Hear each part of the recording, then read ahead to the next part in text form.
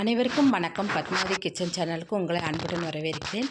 நம்மளுடைய சேனலில் எளிமையான தாந்திரிக பரிகாரம், கோயில் பரிகாரம் தான் போடுறோங்க. இந்த சேனலை சப்ஸ்கிரைப் பண்ணி வச்சுக்கோங்க. பக்கத்தில் இருக்க பெல் பட்டனை கிளிக் பண்ணி வச்சுக்கிட்டிங்கன்னா நாங்கள் போடுற ஒவ்வொரு வீடியோ உங்களுக்கு உடனுக்குடன் அப்டேட் ஆகிட்டே இருக்கும். வாங்க வீடியோக்குள்ளே போகலாம்.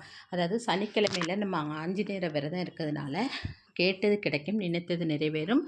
கடன் பிரச்சனைங்கிறது வாழ்க்கையில் இருக்காது, செல்வ செழிப்பு உண்டாகும். ஆஞ்சநேயர்னாலே நமக்கு ஞாபகத்துக்கு வருது ஸ்ரீராமனுடைய பக்தரான ஆஞ்சநேயர் நம்ம எல்லாருக்குமே தெரியும்.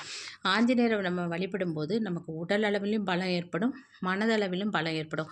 ஏன்னா அவ்வளோ ஒரு பலசாலியான ஒரு கடவுளாகும் ஆஞ்சநேயர்.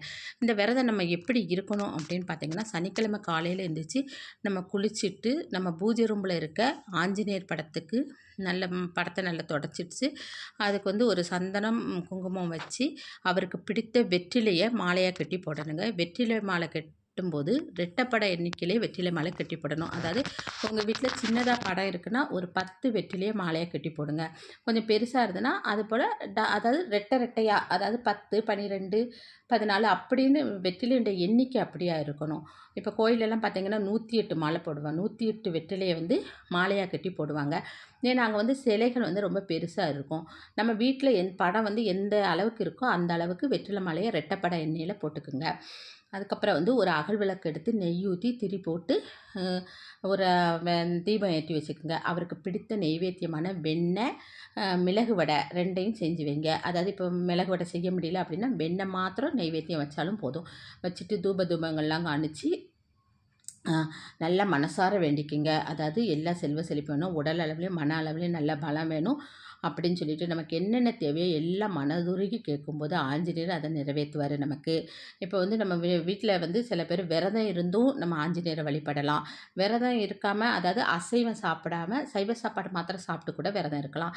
சிலர் ஒரு பொழுது விரதம் இருப்பாங்க, சிலர் 3 பொழுதும் விரதம் இருந்தும் செய்யலாம். அவங்கவுங்க உடல்நிலை அனுசரித்து நம்ம விரதம் இருக்கலாம். இப்போ வயசானவங்களாம் இருந்தால் அவங்களால விரதம் இருக்க முடியாது, அது கொண்டு அசைவம் சாப்பிடாமல் சைவ சாப்பாடு மாத்திரம் சாப்பிட்டுட்டு கூட ஆஞ்சநேயரை வழிபடலாம். இப்படி நம்ம விரதம் இருந்து வழிபடும்போது பகல் பூரா நம்ம என்ன செய்யணும்னா ஒரு நோட் எடுத்துக்கோங்க. அதில் 108 தடவை ஸ்ரீராம ஜெயம் எழுதணும். அப்படி எழுதும்போதே சொல்லி சொல்லி எழுதணும், ஸ்ரீராம ஜெயம் ஸ்ரீராம ஜெயம்னு.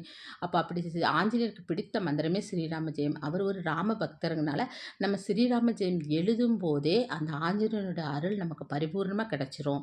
இப்போ கல்யாணம் ஆகாதவங்க யாராவது வீட்டில் இருந்தாங்கன்னா அவங்க கூட இந்த வெற்றிலை மாலையை ஆஞ்சநேயருக்கு சாத்தி, அதாவது 9 சனிக்கிழமை இது போல் விரதம் இருந்து ஆஞ்சநேயரை வழிபடும்போது 9 வாரத்துக்குள்ளேயே அவங்களுக்கு கல்யாண யோகங்கிறது அமைஞ்சிரும்.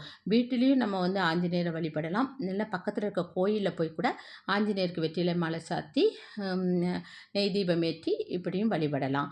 நமக்கு எது சௌரியமோ அது போல் நம்ம செஞ்சுக்கிடலாம். இப்போ படிக்கிற மாணவங்க இருந்தாங்கன்னா அவங்களுக்கு படிப்பில் நல்லா அதிக கவனம் வேணும்.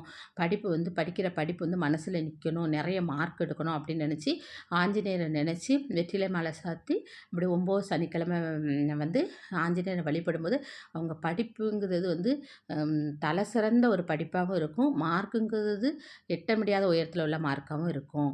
அதே மாதிரி இப்போ நமக்கு நோய் இருக்கிறவங்க சரி, இல்லைன்னா அவங்களுக்கு மனதளவில் பலவீனமாக இருக்கவங்க கூட ஆஞ்சநேயரை வழிபடும்போது அவங்க மனசில் ஆட்டோமேட்டிக்கே அந்த தெம்புங்கிறது வந்துடும். அதாவது உடலளவில் உள்ள அந்த மனபலம் வந்துடும்.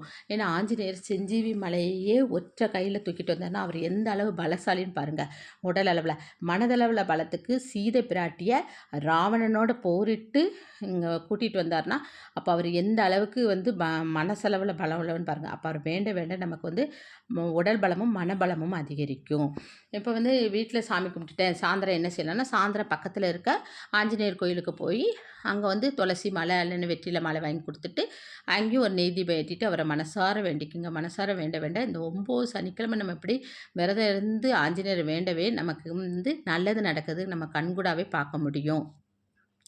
இப்போ நம்ம ஜாதகத்தில் சில பேருக்கு சனி திசை நடக்கும். அதாவது சனி, கண்டக சனி, ஏழரை சனி இதெல்லாம் நடக்கும். அப்படி நடக்கிறவங்க கூட நம்ம சனிக்கிழமை தோறும் விரதம் இருந்து ஆஞ்சநேயரை வழிபடும்போது சனி பகவானால் ஏற்படக்கூடிய சில கெடுதல்கள் கூட நல்ல பலன்களை கொடுக்கும். அதாவது மழை போல் வர்றது பனி போல் மறையும் சொல்லுவாங்கள்ல, அந்த மாதிரி நடக்கும். சனி தசை நடக்கிறவங்க கண்டிஷனாக ஆஞ்சநேயரை வழிபடுங்க, உங்களுக்கு நல்லதே நடக்கும். நானும் உங்களுக்காக ஆஞ்சநேயரிடம் வேண்டிக்கிறேன். உங்களுக்கு வந்து செல்வ செழிப்பு உண்டாகணும், நீங்கள் நினைத்த காரியங்கள்லாம் நிறைவேறணும்னு நானும் வேண்டிக்கிறேன். இந்த வீடியோ பிடிச்சிருந்தால் லைக் பண்ணுங்கள், ஷேர் பண்ணுங்கள், சப்ஸ்கிரைப் பண்ணுங்கள், பக்கத்தில் இருக்க பெல் பட்டனை கிளிக் பண்ணிக்கோங்க. இன்னொரு பதிவில் உங்களை சந்திக்கிறேன். நன்றி, வணக்கம்.